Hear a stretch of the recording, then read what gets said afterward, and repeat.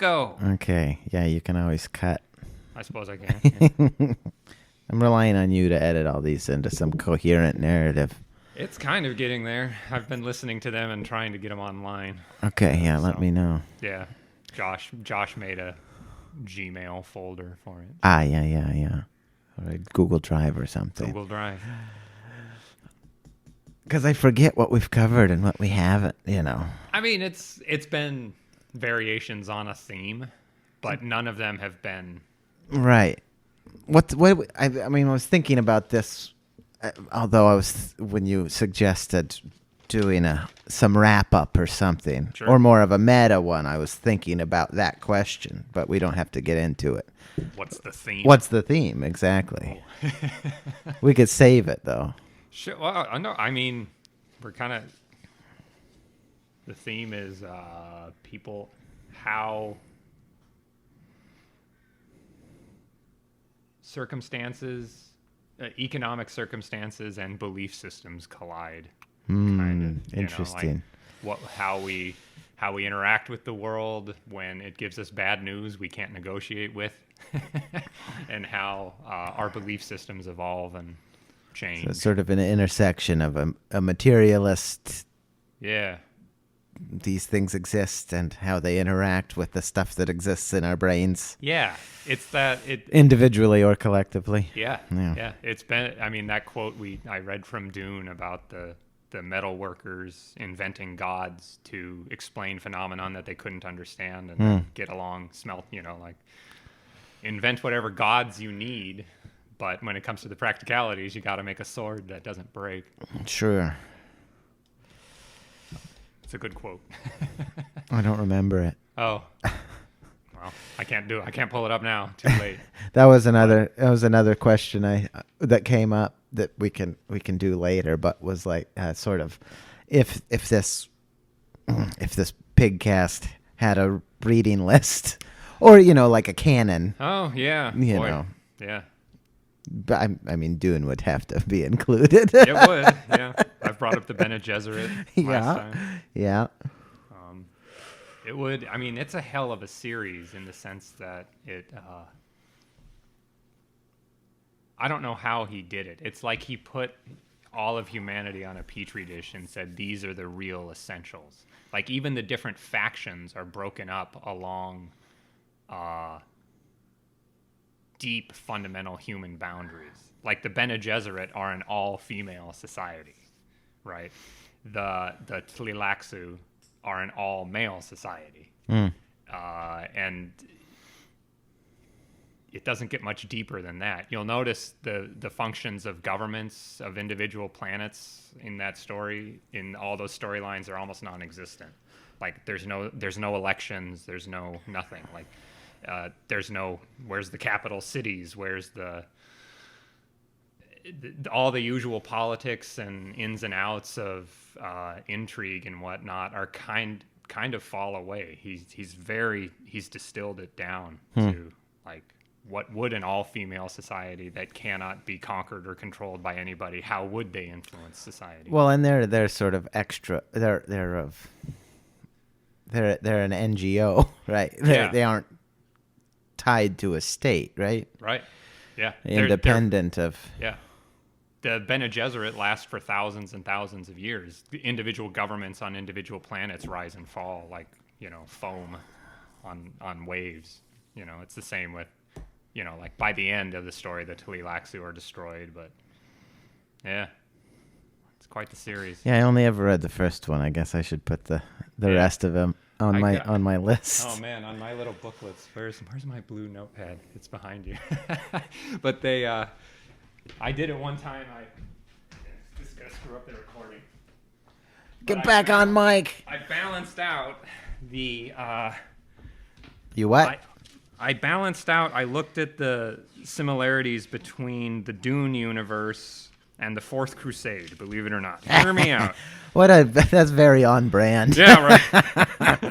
That's what someone would say if they were trying to do an impression of you, I think. Yeah, right. So in the Fourth Crusade, you have Constantinople, Alexius and the Varangian Guard, Ooh, the Varangians. Yeah, Who are the? Are they any relation to the? Isn't there a no.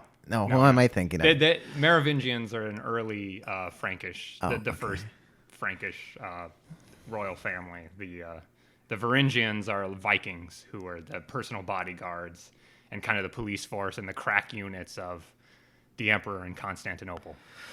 Okay. Vikings, big guys, double-headed. It's like the Swiss Guard or something. And Yeah. We've imported an elite unit to be the special Yeah.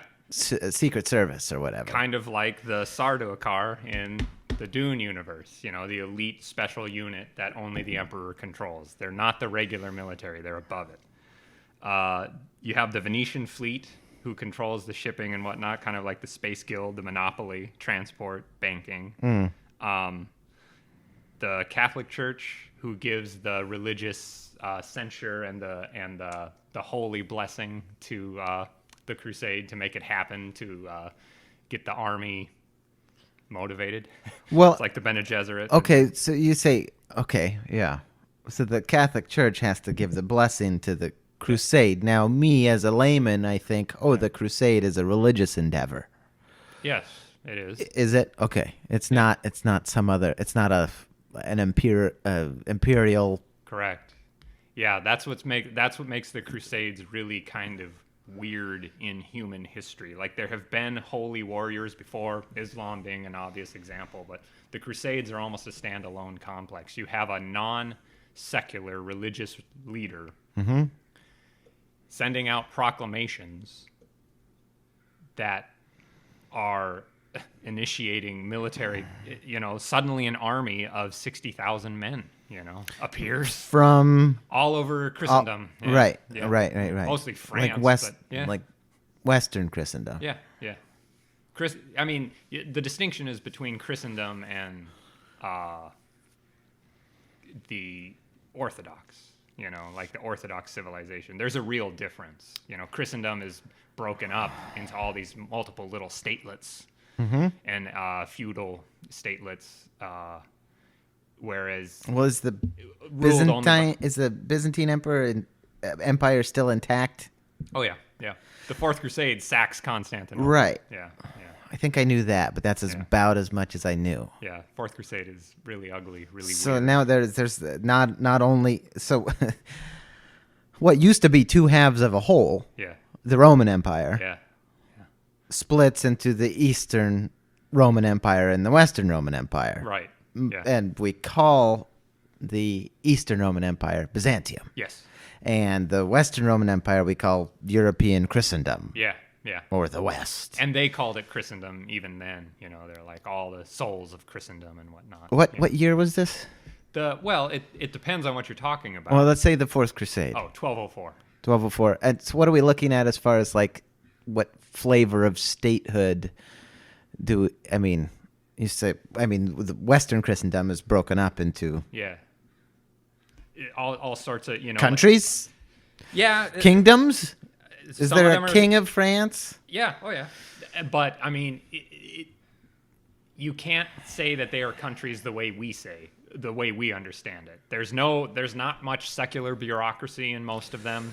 They are, and so like the county of Bordeaux or the counts of Toulouse are feudal lords who nominally are subject to the King of France, but he pretty much can't tell them to do anything. Interesting. They can even keep him out. They're like, you don't have my permission to come to Toulouse. And the King of France is like, no, shit. So what makes him the king? Well, at that point, it was the Capetian dynasty. His great-great-great-great-grandfather had been elected by the nobility of France. And does he have the stamp from the church? Yes, but he doesn't have to. Like, he is a secular ruler. Okay. And so it's a very unusual power dynamic, and that's what makes Christendom so weird, because there were instances where kings were essentially deposed by popes. And what's really weird is the relationship between the Holy Roman Emperor in what's now pretty much Germany and the papacy. That's a crazy power dynamic, like the investiture controversy and like he's not a true emperor until the Pope puts a crown on his head, but there were emperors who depose popes and vice versa. It's really nuts. One of the reasons Italy was so broken up into even smaller statelets was, like all the city states, not just Amalfi, but like, Milan, Florence, Mantua, Urbino, is because they could play the popes and the emperors off against each other. And so if you're a little city, you might say, well, we don't want to be subject to the Holy Roman Emperor north of the Alps anymore. And so they throw out the imperial forces and invite in the church, invite in the Pope. This is the Guelph and Ghibelline fight. The Guelphs were for the Pope, I believe, and the Ghibellines were for the emperor. But it kind of ripped Italy apart. So all the while there is an emperor in Constantinople. There is, yeah. That's the seat of Byzantium, right? Yeah. And it's not. It was. And just think of, why is Europe this mess, this deep mess? And in the imperial church, in the imperial East, it's not, is it? It's much more. You've got larger shapes on the map. Larger shapes on the map, and a lot less little civil wars and struggles, and it's a lot less violent of a place. When you unify secular and religious authority into the person of an emperor and a patriarch, it smooths things out socially.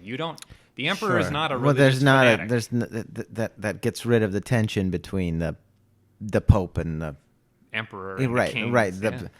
The leader of the religious institution and the leader of the secular political institution. Yeah. If you just put them in one, then they can't fight. In a strange way, it be like that. It's really something like there was a group of very theocratic empires do be like that. Okay. There was a group of Turkish invaders, a Turkish tribe called the Pechenegs, who were kind of like they were a fighter's fighter. They were known for being like savage and pagan, even among the Turks. Like other Turkish tribes are like, whoa, those Pechenegs are crazy. Wow. They were defeated by the Byzantine Empire and incorporated into the army. Mm-hmm. And the Byzantines were like, we don't need you to convert to Christianity. If you want to, that's fine. But you can still be an imperial subject. Without assimilating, because I am the emperor of Rome. Everybody is my subject, kind of thing. And so that evens. He doesn't need them to agree with him religiously in order to be their emperor. Well, and that's sort of Roman. That is very Roman, isn't right? It? I mean, even from the beginning, it was sort of like that, right? Yeah, and we can conquer and assimilate, and it's okay. You can keep. In the First Crusade, the Emperor Alexius Comnenus, he used the Pechenegs to guard the Crusaders as they were coming to Constantinople. Because the Crusaders were these crazy religious fanatics who were basically pillaging and looting down the Danube, through the Balkans to get to Constantinople, and the Crusaders are like, "What's going? You're putting pagans guarding us?" And the Byzantines are like, "Yeah, you guys are nuts. Like we only wanted a couple hundred knights to come help us fight the other Turks." In Anatolia, you sent us 60,000 commoners who are just going crazy and killing Jews and pillaging. Why did the Westerners need to have everybody on the same page? Why do they have to sit there and be like, no, this is what you believe. You must be obedient to Rome. You must be obedient to the Pope. Why was Western Christianity so much more fanatical than Eastern Christianity? That's part of the reason, because the secular role was lost. You have to play up the one because the other isn't there. Yeah, partly. Huh. It's strange to think about. Interesting. Because in the West, like basically everywhere west of the border of Byzantine Empire, there's no international. The only international institution is the papacy, Right. and it's the only international financial network, and it's the only thing that you can even go to. And a lot of times, it's the only place. The only people who can even read and write and keep records are the priests. You know. Ah, that's very sort of Yeah. classical, right? Like Yeah. scribes. Yeah. It got about as low. Western Europe got about as low as you can possibly be in terms of social organization after the disintegration of the West. I mean, it was low. You're talking about 600s, 700s, 800s. You know? Is that what we call the Dark Ages? Yeah, those are the Or darkest, the beginning of Yeah, the the darkest of the Dark Ages. Right. Ironically enough, like when the Right. Yeah. the tribes the tribal groupings that invaded Western Roman Empire during the 400s, they were propped up by the organization of Rome itself, because they were abutting and invading and settling in an area that had an established secular bureaucracy and a curriculum and like a set of defined norms for the upper classes that we've talked They about. could just plug into that. They plugged into it, yeah. And so you have Theodoric the Great is the king of Italy, and Like I was a nomadic hunter gatherer just about a second ago, and yeah, and then pastoralism. but okay, yeah, that one's right after hunter gatherer, right? Well, let's not get into that. But yeah, I they're was saying plugging into this. I see. Yeah. To cities and whatnot, and then. And so it kind of disintegrated sort of in place and then really fell apart. So in the 400s, you have Theodoric the Great and the Senate still ruling in Rome, and he's not Catholic. He was Arian Christian. So he's not obedient to the Pope, right? But that's the first heresy Right. in the Orthodox tradition, if I remember right. Right. Arius said Yeah, something about the nature of Jesus. yeah. And you have a similar, Visigoth, that was the Ostrogoths in Italy. In the Visigoth kingdom of Spain was also very Roman in flavor, even though they were Arian Christians and they're Goth. They're sitting there in Spain wearing heavy furs, These are guys whose ancestors came from Sweden, living in Spain. And they're holding, what's the word? The parade, the triumphal parades, yeah. Mm-hmm. and they're trying to behave like Romans, but they can't quite do it fully, and so the secular side of Roman civilization slips away, and then so that edifice that was propping up those barbarians falls away, and so strangely enough, in the 400s and the 500s were a lighter. There are more records. There's more going on than the 700s and 800s, because it kind of Interesting. like deflated like a balloon. They didn't have inside of their own culture the norms and the institutions to keep Roman style civilization going. It was They were trying to put on the toga. Yeah, they were running But- on fumes, you might say. Yeah. And then the Vikings came over and really leveled everything in the.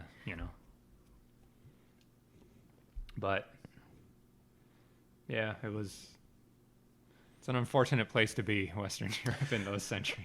Well,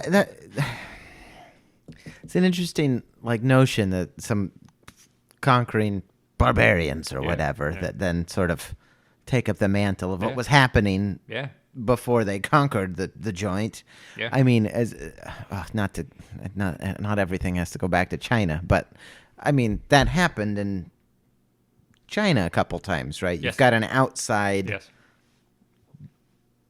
barbarous or barbarian tribe that comes in and takes over, but then there is, I guess, Assimilation. Yeah. Yeah. It was. And the thing is, the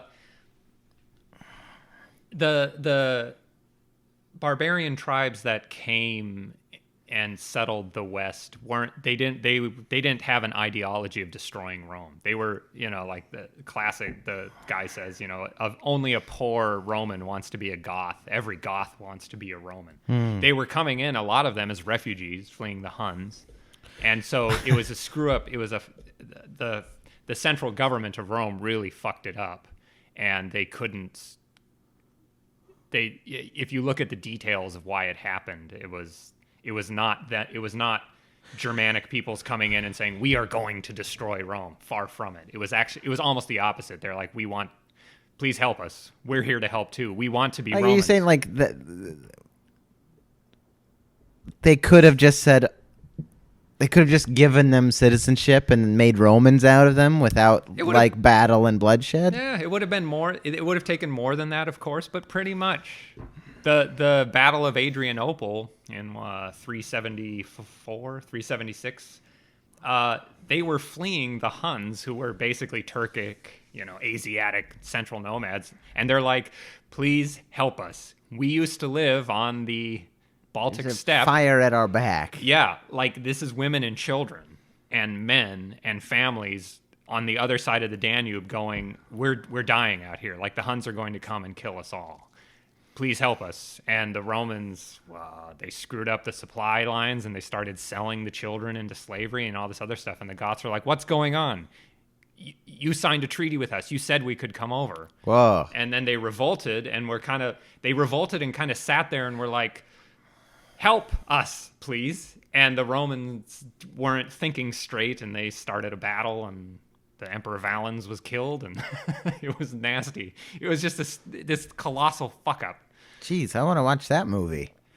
Yeah, we'll never make it, because we still think, like the, quote, Western world, the modern Western world, doesn't understand Rome. I mean, the movie Gladiator is really cool visually, but politically and historically, it's awful, That's you're going to bring back the not Republic? Surprising. Yeah, What'd you call the Adrianople? Is that what you said? That's the Battle of Adrianople. That was what really started it over. Adrianople Started what over? Okay, so 376 is the Battle of Adrianople. 476, the last Roman emperor in the West is gone. And that 100 years was 100 years of disintegration and screw-ups and economic collapse. Is that and am I right in imagining more and more refugees or I'm using air quotes listeners barbarians barbarians right yeah. I guess in this case it's sort of it's all right because that was the Roman word for the outsiders, right? And but it essentially does just mean foreigners. Yeah, you're either a Roman or you're not, right? So what do you call them? A barbarian. That's right. The word. Yeah, everybody's a barbarian except the Romans. Right. Very easy. And it's not hard. And right. So during this 100-year period, it's just a constant stream, or more and more. Well, I mean, you can flesh out the details, but it was just it was wars and invasions and fleeing refugees and cities getting sacked. Attila the Hun is in there. It's a real cast of characters. It's a very interesting story. It's quite sad, but it was going to happen. They didn't have the economic base to hold together. Strangely enough. The whole of the Mediterranean, like they were deforesting it. Right. So an economic base in this context, in the year 400, is resource base, right? Yeah. Oh, it's either men or it's wheat labor, or it's wood. Yeah.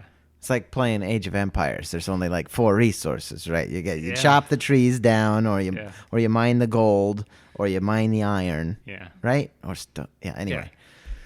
Yeah. They were going. So you're saying that within the borders of the Roman Empire, there just wasn't enough stuff to keep it together? It's not that. In the absolute biggest sense of zooming out, something had to happen. Like there's no such thing as an eternal political order. So they were going to go through a crisis anyway. Right. The idea of this glorious moment, the Pax Romana, is only about 100, 200 years, from the late Republic to the crisis of the 3rd century, and so which is in the 200s. Okay. So the Pax Romana is already been 100 to 2 or so? Pax Romana, go from Augustus to Septimius Severus. This is the early Christian church. No. Well, yeah, but it's not the formal imperial church yet. It's it's the early. Pre-Constantine. Right. So what is that? 3 something, right? Yeah. For old 330s, I think is. For old Brooklyn. Saint Constantine. Yeah. So Rome was going to go through another period of crisis and extreme change, no matter what. But the West didn't survive that, you know. And all the explanations of like, well, why did Rome fall? You're talking about the West, bro. The Eastern Roman Empire did just fine. Right. The Christian Roman, so, you know, like Edward Gibbon says, Christianity is what caused it to collapse. Oh, really? Then what's Constantinople doing at that point? Come on, you know. To ask why Rome fell is the same question as asking why did the Eastern Roman Empire not fall? And the answer to both is obviously Change happens in the long run, you know. But that's not a good answer for why the Eastern Empire didn't fall. Okay, the reason the Eastern Empire didn't fall is because the barbarians didn't have a good navy and the walls of Constantinople were too strong. And so they would invade across the Danube, hit the walls of Constantinople, and then bounce west. Huh. Attila the Hun spent most of his time attacking the Eastern Roman Empire, extorting it, ruining the Balkans, you know. And then he went, oh, I'll attack the West as well. That's a really funny story. He got an offer of marriage from a Roman, a daughter of a Roman emperor. She sent him Theodora? Oh, what's her name? Oh, shit. Hilarious. She was going to get married to some stuffy old senator. And so she goes, help me, Attila. And he took it as a marriage offer. She sent him a fucking ring and a letter to be like, to Budapest, you know, a city in modern, his camp in modern Hungary, and goes, help me, Attila. Like, what are you thinking? He says, okay, I'll marry you. As dowry, I want the Western Roman Empire. It's so good. The emperor, of course, says no. And Attila invades with fucking everybody across the Rhine and just basically burns France to the ground. He fight the Romans under Aetius, cobble together this army that's mostly Goths, because the Goths flee Attila to go into the Roman Empire, and they're the only ones with any fighting men anymore. And, you know, and so he's like, please help fight for the Romans. And the Battle of Chalons, the Battle of Catalonian Plains, they stop the Huns. He goes back across the Rhine and then makes it halfway down Italy like the next year. And he gets met there, not by the Emperor of Rome, but he gets met by the Pope and negotiates a withdrawal, Pope Leo the Great. Isn't this... How'd they convince him to... His army had plague and, you know, like... This is in the 450s. You know, I mean, what did Leo have to give him? The power of God, I suppose. Like, I don't even know. I don't know why Attila didn't go. Gold, riches of... They didn't. I don't think he ransomed. I don't think he was. And honestly, so he just talked him out of it. Yeah. I mean, he's God's representative on earth. You don't want to mess with God. I don't. You know, like, right? We can say whatever we want about these incredible events. And so that was in, what, the 430s, 440s? This is a literal parlay between the Pope and Attila the fucking Hun in central Italy, you know, Tuscany somewhere, north of Rome. Attila never made it to Rome. I don't think Attila the Hun ever saw Rome. He retreats, marries some Gothic girl, and drinks too much that night, bursts a blood vessel, and dies. Oh. He wasn't much of a on his wedding night. Yeah, died on his wedding night. Holy crap! Yeah. What yeah, what a way to go! He doesn't even get to make it to Valhalla. Right? Yeah. And there were very distant memories of Attila in Nordic sagas. 400 years later, he's known as Atli because he ruled all the barbarians. Like, he was the king of the barbarians, so to speak. Wow. His kingdom, quote, no bureaucracy, no nothing, was everything east of the Rhine and Danube all the way to the vast nether somewhere to the Volga. You know, he could recruit. This is when the Turks are really taking over the steppes and from Iranian type peoples. And so he could recruit steppe nomad warriors from modern day Kazakhstan if he probably wanted, because they don't know who Attila is, but they've heard of this great king to the west who's milking this dying empire of all its gold and silver. He pays real good. I'm So he 20 can years say, old. I want to come on, and they'll come on. Yeah, yeah. And yeah. who better Put would the you word out. want? Yeah. Step nomads. Step dude. nomads. Yeah, it's an amazing story. Aetius. What's really funny is Aetius was a Roman general who was half Gothic, something like that. He spoke perfect. He had been raised by the Huns because he had been like probably enslaved and captured as a kid. Don't quote me too much. Real historians are sitting there. They'll never listen to Yeah, this. they'll It's never all listen. right. Yeah. So, but he spoke perfect Hun, and basically, he and Attila had a working but uncomfortable relationship where Attila basically kept the Goths in line, following Roman orders, right? So the Romans, the crumbling, decaying Roman government was basically paying Attila to keep the Gothic Germanic peoples inside the empire From taking over, interesting. extorting them, basically. Like, you better do what the Romans say, or the There Romans i- will send the Huns on you. But then with that marriage offer and all that, everything switches, right? So the idea of Aetius fighting the Huns is really kind of funny because he's been working with the Huns against the Goths. It's a switch.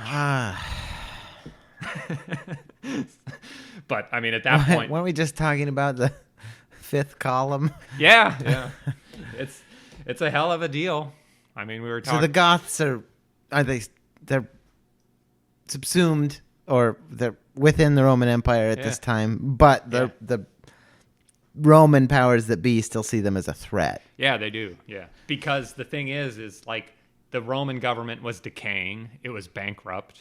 Their army had been kind of wrecked by civil wars and invasions. So and the Goths must be fairly new, because otherwise you could assume some amount of assimilation, right? Yeah, They well- still had a coherent Gothic identity. Yes, they did. And that was kind of the reason why the West crumbled, because what had happened before with all those assimilations for centuries, is the Romans would defeat any invaders, or probably sometimes invite barbarians in, but break them up and scatter them throughout the empire so that they wouldn't hold any coherence of their own. Sure. And then go, oh, now my grandpa lived north of the Danube.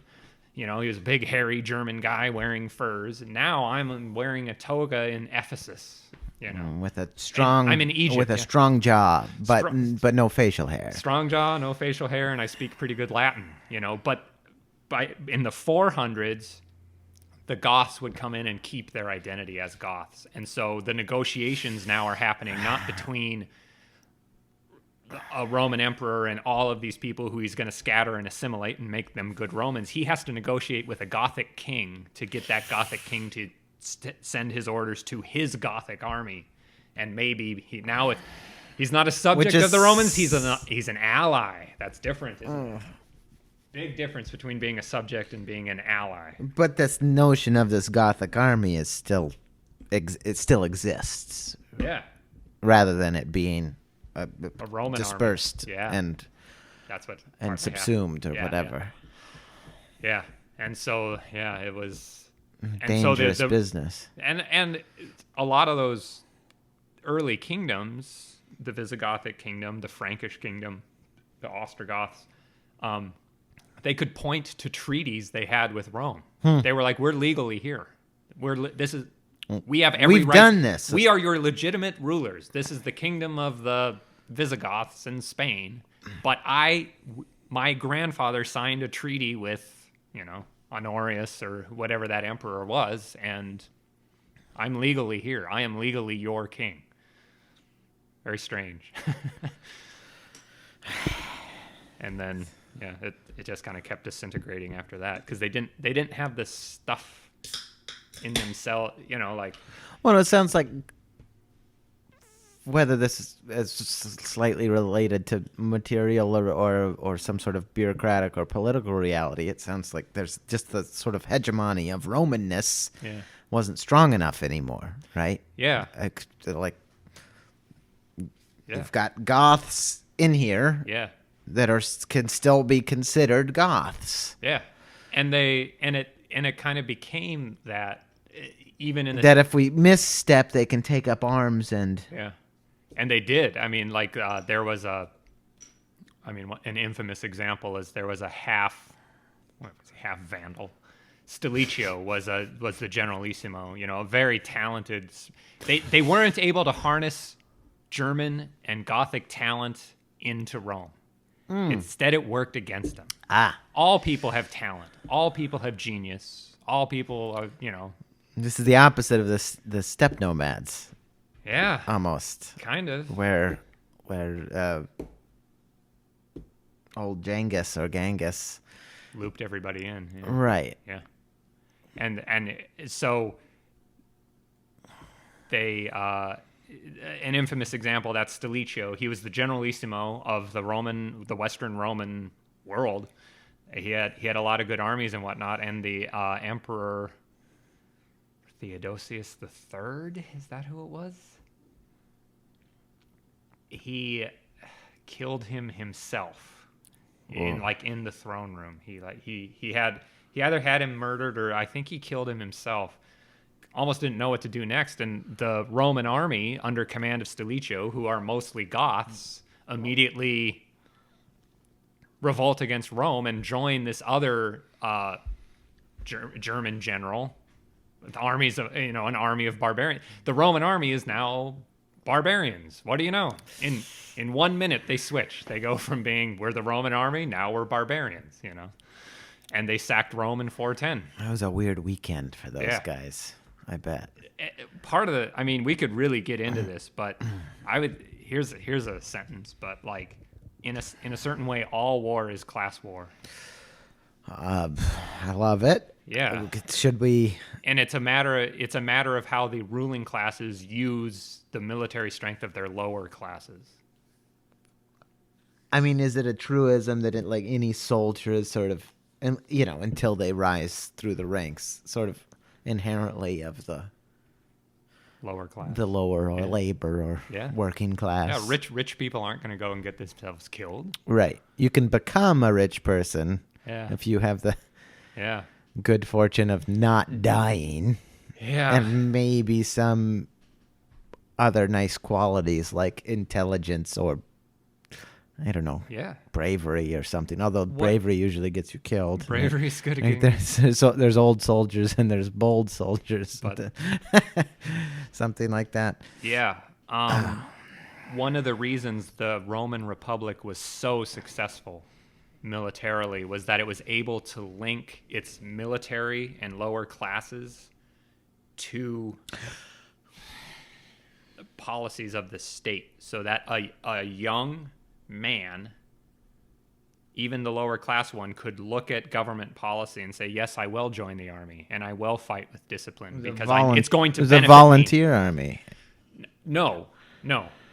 But it was the Republic was truly, it was actually not democratic, but it did, voting mattered. And so they wouldn't, it's not like today's United States where we just bomb people and nobody knows about it. It was like, no, we are going to declare war on the Samnites or whatever, and it's going to really matter. And it's an actual public matter. It's an actual public matter. Res publica, the public thing. That's what republic means. Res, the public thing. And it mattered. And so it'd be like, no, we are going to fight the Samnites or the Etruscans or the Macedonians. And if we win, land and booty and slaves will be distributed to the soldiers. And so those soldiers were willing to fight. It's a far cry. It's extremely different from the Hellenistic kingdoms of Macedonia and the Seleucid Empire and the Ptolemaic kingdom, where the military was a thin elite layer of mercenaries, because the ruling classes of those kingdoms were a thin layer of Greeks left over from the invasions of Alexander, who shilled out gold and had no real legitimacy and ruled vast populations that were not Greek. So they dared not arm their own people. because they were a parasitic international ruling class who spent more time fucking around with each other. So Roman armies were enormous because they armed and utilized the fighting power of their own lower classes. Citizenry. Citizen armies. But The Macedonian, the Hellenistic kingdoms were tiny mercenary armies because they were always oppressing their own people because the ruling classes had no real legitimacy. It's like, well, and one of the, I mean, there's this famous example that really drives that point home. Hear me out. The Seleucid kingdom based in Syria really was its core, like, Damascus or Antioch. The city of Antioch is named after Antiochus, Antiochus the Great, I think. They were always fighting for control of the Levant, Israel, Palestine, Lebanon, with the Ptolemaic kingdom based in Egypt. The Ptolemies were usually getting their butts kicked. And they got their butts kicked enough at one point, I forget which king or whatever it was. It's like the Fifth Gaza War, they call it. He had to arm native Egyptians because he had been defeated so badly he couldn't afford to pay more mercenaries and hire more like Greek-style hoplite, phalanx. The war chests are dry. The war chests are dry. He has to arm his own mercenary. He has to arm his own people. He really did not want to do that. Lo and behold, as soon as they got weapons, they revolted. Native So Egyptians. he was right to be scared. And he eventually, That's so funny to have that self-awareness, It's like if you're worried about putting swords or spears in the hands of your people, then you must know you're not treating them very well. Yeah. The proof is in the pudding. Really, It that's really that's so funny. Yeah. Because sometimes we imagine these people might just be ignorant or dumb or something, or ineffective at taking care of the people, or Yeah. But if you're reluctant to arm them, you must know. Yeah, that's a symptom, so to speak. Like a doctor going down a checklist of like, how's the state of your state? Right. Well, how healthy is your government? Okay, so I see a tiny elite of incredibly rich, decadent people, and I see masses of oppressed, poor people. Who do you recruit into your army? Is it foreign mercenaries or is it the common people? And you can apply the same exact criterion to the American police force. Are they foreigners basically occupying their own cities internally? Or are they local people recruited, to police themselves? Like our police are basically an occupation army. It's the same symptom. It's all over the place. You can see it all the time. And the examples just pile up. It's really funny, like to speak of China, China has very consistently been secular. I mean, not secular, non-military. They never tolerate for very long military rule. And if they do, it's only because the country's totally fallen apart. Like the local warlords are never tolerated in their history. They're flashes in the pan. Flashes in the pan, and it's so deeply ingrained in their culture. It's like, if there are local warlords, military rule, we must keep fighting until it ends. You never accept local military rule ever. You don't let it grow roots. No, I mean, I'm reading Romance of the Three Kingdoms right now, and that's basically what's happening. Like even the warlords recognize that they're not legitimate. They recognize it themselves. They're always looking for sponsorship, almost from. So they can stop being warlords. Yeah, straight up. Because they know there's no.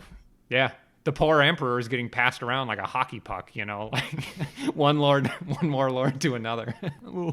He has to go trotting along, and he's this soft boy, like he's not considered an impressive figure in his person. It's the status, it's the office of Son of Heaven, like he's always crying. He's always getting chased out of one capital and setting up another miserable capital somewhere else. And then another warlord is like, oh, I got to go get the emperor. He has to go and get the emperor. I have to defeat the current emperor's protector because he's not legitimate.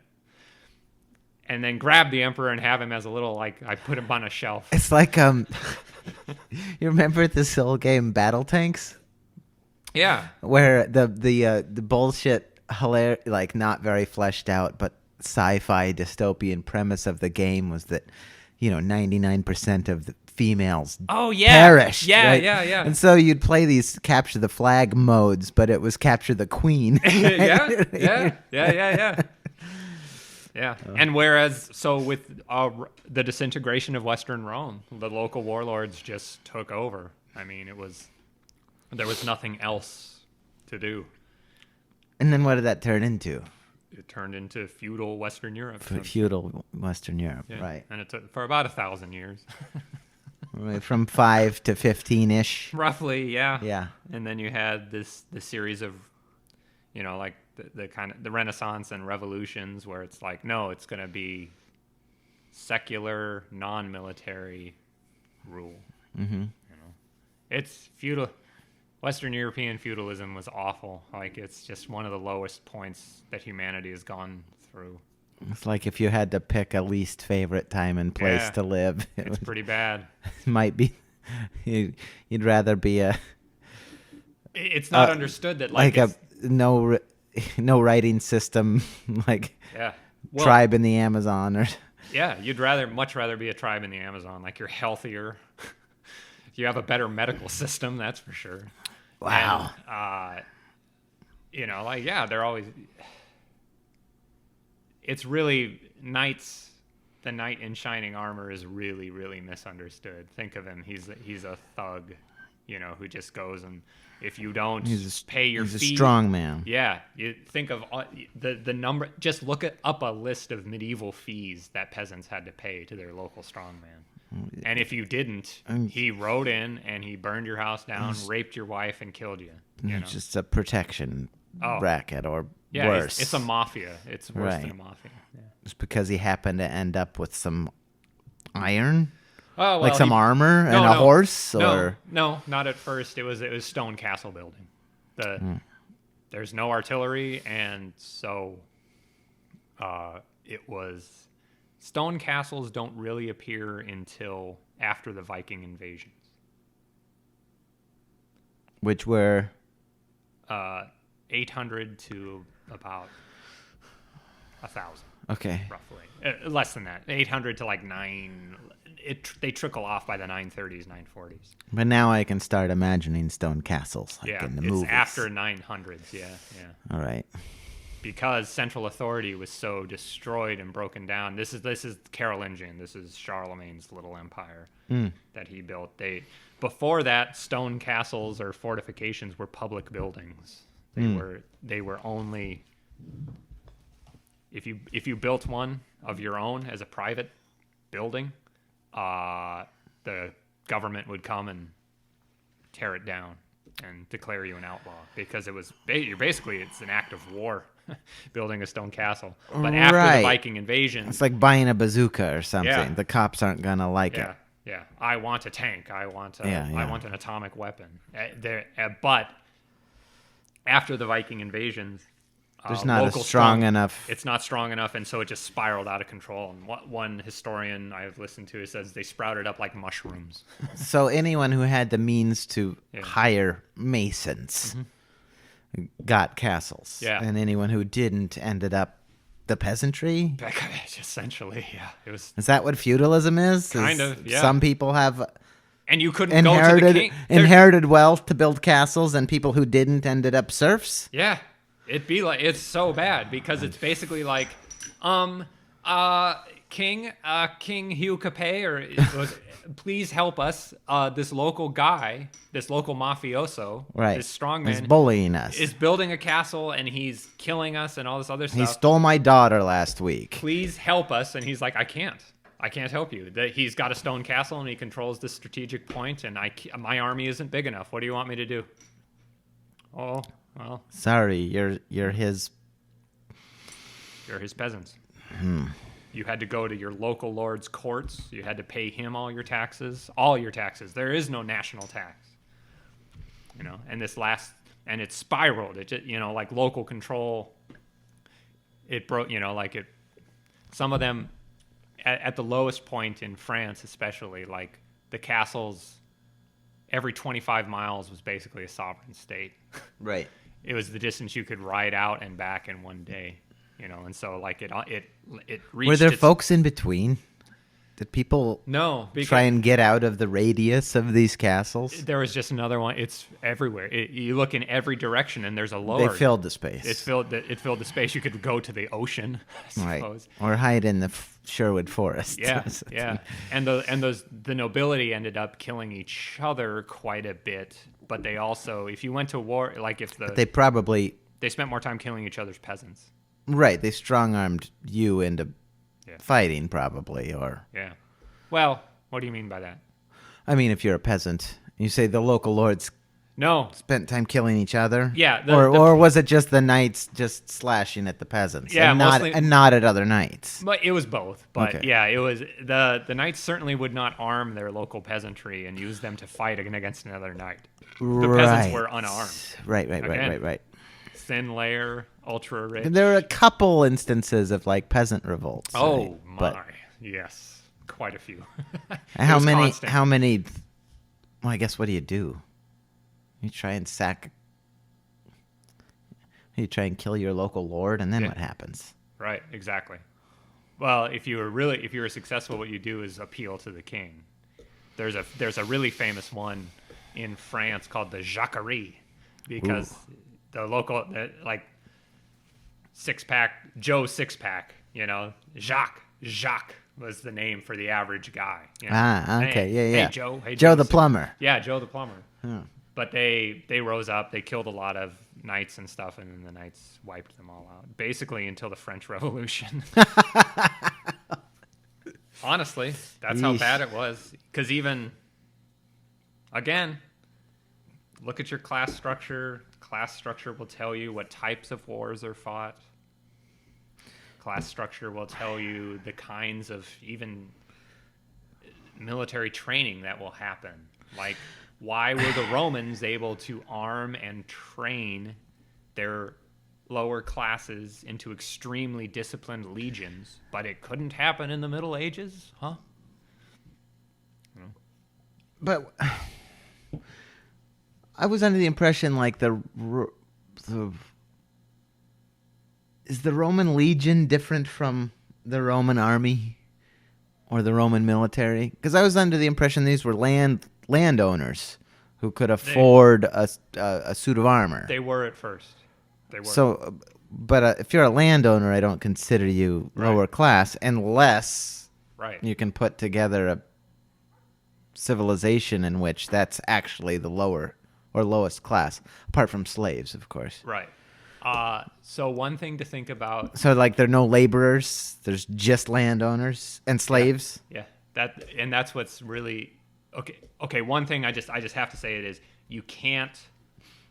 There's no such thing as one Roman army, in the sense like the early Republic army is very different from late Right, Republic right. army is very different. from That's part high of my. Imperi- That's part of my Right. problem. Right. Yeah. So that image in your mind of the legionnaire is real different, depending on what slice you're taking of history. So, when the Roman Republic was functioning very well,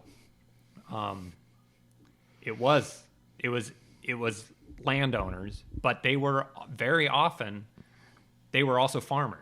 Mm-hmm. They owned their own land, they farmed Right. it, and it would be like, oh, we have to go to war against this Etruscan city or something, and there would be a draft, and you didn't make your own armor. I assume you had to pay for it, but Well, you're right. sitting there with 10 acres, and you're like, I'm a member of the Roman state.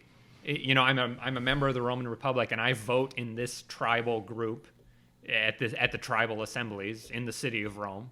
I live, 20 miles away, but I walk to Rome or take a horse to Rome, and I have my suit of armor in my closet. If I'm a farmer, I probably have a horse. You're a free man. And you have to go and train with other free Romans. They didn't. Who are also other they didn't- farmers. Also farmers. Yeah, that's the Jeffersonian democracy ideal, right? The glowing golden age of the Roman Republic that exists. In I our see. mind, I right? see. Whereas, It did exist that way, though, sorta. yeah, on paper, yeah, even at the time, Yeah. Yeah. It was really, really quite something. I mean, meanwhile, there's still like chattel slavery. Yes. And the other thing to remember about all those ancient societies, pretty much, is class structure wasn't invisible like it is today. You were literally a member of a class. You are an equestrian. Right. You could put it on a name tag. It's a legal definition. Right. Not with us. Our modern system is like, oh, everybody's equal. Bullshit. Right. You know? But there, in those... in Rome, but also those other... It was on paper. It's literally on paper. It's a legal distinction. So if you're an equestrian, you're a farmer? If you're yes. Yeah. You probably are a farmer, but you also have enough to own a horse, you know? Okay. Whereas, what's below? Plebs. The plebs, right. Yeah, the plebs. The plebeians. Yeah. And what are they? They're the lower class of free people. So they're still free. Right, but they might not have 10 acres. No, and many of them don't. What do they do? Do they work for the potter? Do they work? Yeah. Do they work for the smith that's making the armor? Yeah. They're day laborers. Gotcha. Yeah, they're They probably live in the city, not 20 miles from the city. Well, yeah, here we go. Like the breakdown, the Roman Republic, not the empire, as it expanded, it took 50 years of intense violence and malfunction for the Roman Republic to die.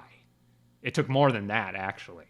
And so there's like violence in the streets, and the landless, free poor around the city of Rome are heading to it to look for work. Right. Because Rome kept winning all these wars and getting lots of new land in the Mediterranean, like Sicily and whatnot, and all the spoils, not all, most of the spoils and slaves are going to the soldiers. To the soldiers, but also to the commanders and the rich men. So they're opening up these enormous farms in southern Italy. Right. Latifundia. Staffed, powered by all of these slaves who you caught from Macedonia or Athens or, just keep going. And the price of grain drops, and so like massive wealth disparity, absolutely massive wealth disparity between in the late Republic. Between the free Romans. Between the free Romans. Yeah, the slaves you can kind of just almost ignore. Right, they're slaves. Yeah, they're slaves. They don't own anything. They don't own anything. They can't vote. Nothing. Right. But a Roman military commander like Lucullus or Pompey comes back from these adventures in the east with a mountain of gold. So there's the gravity of capital, and wealth. Mm-hmm. That's spins out of control. The rich get richer. The rich get richer. The free poor get poorer and poorer and poorer. Right. Is it because the free poor can't afford to be a part of the military? Yes. Right. Okay, so good. they don't have enough to even have a suit of armor. Own a suit of armor. Yes. So they can't join up really. Yes. Or if they do, they probably die pretty quick. There was literally no, they wouldn't be able to join up because there was a land requirement. Right. So if you're not a landowner, you don't get to join up. It was an amount of land as well. It wasn't like you had to have some scrap. It's like if you don't have 5 acres, you cannot be in the army. Right. Okay. Well. Okay. So this is right. So this is what I was thinking. Right. This is not the lowest class. No, they're not the lowest class. So the Roman army in the early Republic is not made up of day laborers. It is made up of landowners. Right. One of the most important changes in the Roman military system was eventually the land requirement was waived. Oh, interesting. Yes, because you have this is Gaius Marius, the Marian reforms. He said, because you have to realize, like, this is after Hannibal. This is after 200 BC. When it's like, oh, Rome in the Western Mediterranean is the only military game in town. And, they also went over and kicked the living shit out of these Hellenistic kingdoms. The Seleucids, the Macedonians. They didn't even have to fight the Ptolemies. The Ptolemies were so weak. They're the only military game in town, but they're sitting there trying to conquer Celtic Spain in these long campaigns against these incredibly tough mountain fighters and whatnot, and everybody's fucking dying. It's like, oh shit, I'm a farmer. I just got drafted to go and take part in the siege of Numantia, or whatever it is, in Spain, all the way across the fucking Western Mediterranean, up a mountain, and I'm going to die there. Who's going to run my farm? Yeah. My wife? My kids? My neighbors. I'm not coming back. Makes me think of a song. So the farm, your nice little farm growing wheat and olive oil and I was going to ask that too. Yeah. What are we growing? Right. Wheat was my big first three. guess. Wheat, Yeah. olive oil. They ate a lot of gnocchi, like little wheat dumplings. I love it. Yeah. No tomatoes. Yeah.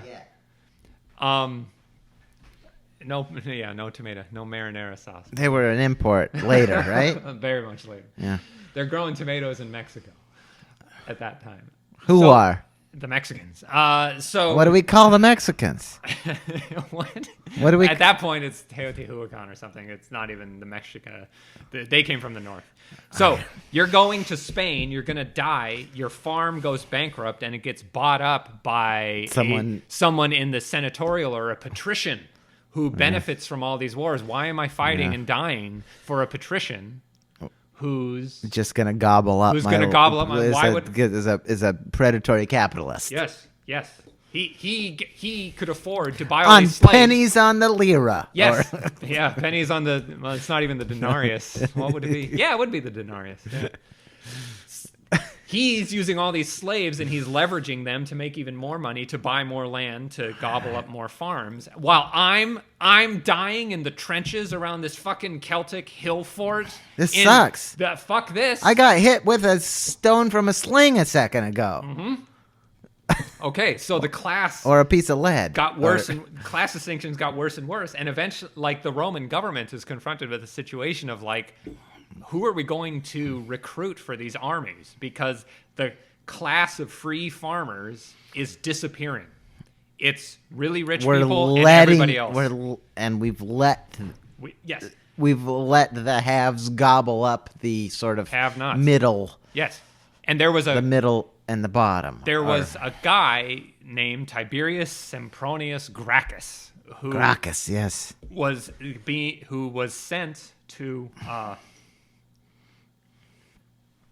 he was being sent to Spain or Provence or something, southern France. Again, this is after Hannibal, of course, and he sees all these abandoned, decaying houses and farms and stuff, and he goes, we're in deep shit. This is a real problem. We need to help fix this. He got himself elected as a tribune of the plebs. Right. And he tried to have He's a representative of some group. He's a representative of the plebeians. Right. You have two tribunes, yeah. Only two? Yes. Yeah. And they can veto each other. That's right. important. And they're sacred in their person because they kind of represent the people of Rome themselves. Right? So the tribunes represent the plebeians, and then we've got senators, and is there a consul or at the top? Yes. Two, yes, always. Right. The Romans, but they really, after they kicked out the kings, they wanted a balanced government so one man could never take Right. Kind of ironic. But the tribunes are elected, aren't they? Tribunes are elected by so what's really funny about their constituency. Yes. By the plebeians. Yes. Yeah. Here's what's really funny. I think the only law that the Senate could actually pass was like the Lex Sacrorum or something, an emergency law of basically martial law. The Senate was only composed. The actual laws that were put forward and passed were done by tribal assemblies of plebeians, according to their different tribes. Like, so all the consuls and the other legates. So there was these tribal assemblies writing legislation, writing and passing legislation. Yeah. So what was the Senate doing? The Senate was made up of magistrates who had former consuls. It was Senate. Senex means old man. So they Former office holders. Yeah. So it was Not how I think of a Senate in Yes, which my exactly. Senate writes the laws. Yes, exactly. That's something we really, really misunderstand about Rome. It was the tribal assemblies that actually passed laws and did it. The Senate only gave its. It's not a rubber stamp. It's august. It's dignified. It put its dignity on it. Right. You know, like I was a consul 10 years ago. I get to sit on the Senate. You don't get elected to the Senate. Does the Senate, You get elected to the other offices, and does the then Senate ever cast votes? yes, but they would debate and cast votes, but it was what the tribal assemblies put to them. Gotcha. They Right. themselves wouldn't do it, I see. and tradition put them in charge of foreign policy and like Right. And so if It wasn't a august body. it like was you that's said. kind of what that's what it was. So even if on paper, It's like the House of Lords in England, right? It's kind of ceremonial almost. Right. It's not really practical day-to-day stuff. but we still They would debate. They would talk. right. But as a general populace, we still cede some amount of respect and authority to them. Absolutely. despite what authority on paper is. Right. Exactly. Right. But that's very important. And so this Gracchus, Tiberius Gracchus, yes. who is he comes from a very old family, very honored, very powerful. The Gracchuses. The Gracchi brothers. Yeah. Yeah. Right. Yeah. He says we need to have land reform, blah blah. Here's a man from like a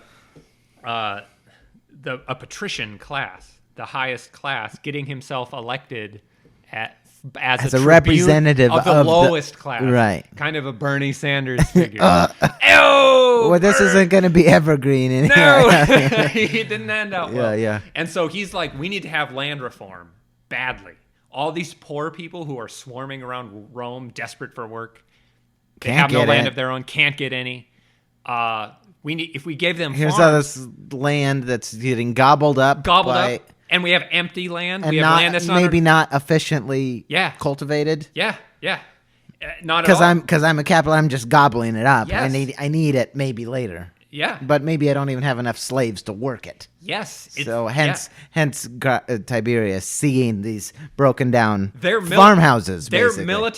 Their military success screwed up their economy. Oof. The economy of the Italian peninsula was fine because it was mostly free farmers when the Republic was functioning well. But then because they were so successful militarily overseas, it fucked up their internal Italian economy. So Gracchus goes, we need land reform, blah, blah. And the senators were like, no, we're not going to do this because their interests lay with the ultra rich. Gracchus gets he gets killed. And then the unbalance gets worse and worse. His younger brother, Gaius Gracchus, is even more radical. Gets himself elected as tribune of the plebs, also gets assassinated by the senators. You're not allowed to have weapons inside the city of Rome. They have this sacred line around it called the Pomerium. The senators sit there on benches and they're watching this guy legislate, and they were like, "Oh, he's trying to make himself a king. He's abusing the powers of the tribune." They break up the benches they're sitting on and beat him to death. Right. Woo. That's dramatic. It's pretty dramatic.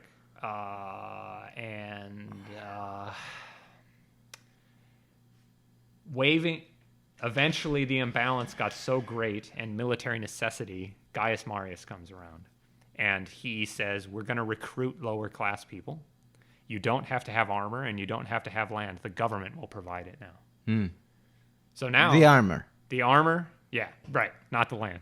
But we're going to go and defeat people overseas, and then maybe you can go to Carthage and get a little chunk of land. Yeah. Italy had a Well, population. so now I'm incentivized. Now I'm very incentivized. If I'm a non-landowner, or I only have an acre and a half, right, but I know that we're going to go conquer something. I know we're going to. And you're going to subsidize. Yeah, Or the government is you're gonna- going to give me my armor and Yeah. my pike or Yeah. whatever. Well, I mean, at that point they had the gladius, the sword. Oh, But just believe that, it or huh? not, the early Roman Republic fought like Greeks. They were fought hoplites. They the shield and the spear because they were like, Right, right. this is the best way to fight. And then Right. then they changed and they started kicking the crap out of the Greek hoplite. Legions, rock paper Okay. scissors. Legion Yeah. defeats hoplites. It's so cool. Where's the phalanx? What's that? The Macedonian phalanx has no shield. It's a double-handed spear. Oh, okay. That's the innovation of Philip II. I think of hoplites when I hear phalanx. That's my problem. Right. Okay. So the traditional Greek hoplite was you had a shield in your on the left. The shield is called the hoplon. Hoplon. That's where the word Hoplon, comes from. Okay. You line up with the shield to your left and right, and you poke with your spear. Right. You all have to move at once. Right. Thucydides is full of They're saying like they kept having trouble forming up. Quote. Yeah, Forming yeah, up. yeah. Well, yeah. I need 600 men to stand in a straight fucking line in the middle of nowhere. You know, Right, and it's heavy and heavy as hell. Yeah. But once it forms up, it's invincible. I tripped on a rock. Yeah. Yep. Okay, we're all moving forward. Am I going to Yeah. get trampled to death? All right. Difficult maneuver, but once you get it going, it's invincible against all other infantry except the Roman legion. Those lower class Romans under Marius are very incentivized now. Like, this is my way of escaping poverty. The military. Sounds familiar. Damn. But now they're more loyal to their commanders than they are to the state because the state is controlled by these rich fucking patrician assholes who are going to steal my spoils of war. They're going to steal the consequences of our military supremacy and just use it to drive me out of business in Italy. Right. So fuck them. And then the culmination of that is Julius Caesar. So that's All warfare is class warfare. that's from the Republic to The empire. The empire. Yeah. And so the high empire, that the Augustan solution basically is lower class people. There's no free farmers anymore. Doesn't matter how you vote in the assemblies. There are no tribal assemblies. The Senate, with all of its dignitas, auctoritas, Dynamis. right. Well, like the 5 Roman virtues: Oh. pietas, dignitas, virtus, something else. Gives its blessing to an emperor, an imperator. There's no more tribal assemblies, but the institutions were hollowed out. There's no free people. The only free person in the Roman Empire is the emperor himself. But the lower classes are harnessed into this now high imperial army that is loyal to the state, as in the person of the emperor. He is the state now. Yeah. So, like, think of it like it's like a clutch mechanism. Early Republic, the lower classes are linked through, and by the lower classes, I mean free farmers who can afford their own armor. They're linked to the policy of the state economically, and so they have an incentive to fight. The late Republic, that mechanism is broken. Right. And then in the high empire, it's linked and up then again. Gaius. Gaius right. Marius, yeah. Yeah. He was elected consul, 7 times? I mean, he broke all the pretty good. rules pretty good.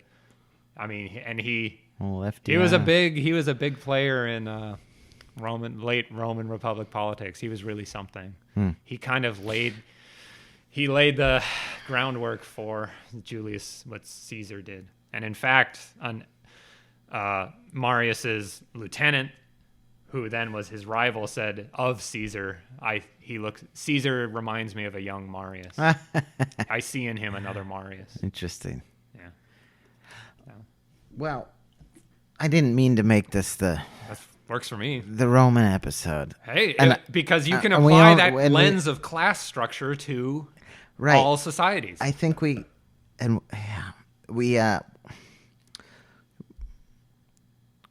I think we were more specific than we were general in using that lens. I'd Yeah. be happy to get Sure. back to that lens. Okay. And also, we went from the Republic to Caesar. Right. Yeah. We could pick up there some other time and Yeah. do some more Roman shit if you wanted. Sure. Yeah. But maybe that's a good Good place to end. Yeah. Okay. Only because I have to pee. Sure. I gotta pee too. All right.